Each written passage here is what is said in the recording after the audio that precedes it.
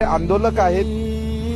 तुम्ही कोणत्या जिल्ह्यातनं आलात आणि तुमचा प्रवास कसा होता? आज मावळ तालुक्यात आलात, हॉटेल शिवराजच्या वतीनं काय तुम्हाला एक सेवा करण्यात आली? आम्ही बीड जिल्ह्यातून केस तालुका आहे बीड जिल्ह्यात, तिथून आलो. मसाजोग आमचं गाव आहे.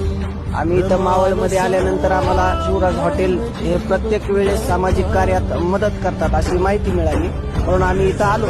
तर शिवराज हॉटेलचे जे मालक आहेत वायकर बंधू, त्यांना आमची उत्तम प्रकारे नाश्ता जेवणाची सोय केली आणि त्यांचे आम्ही सगळे आभारी आहोत.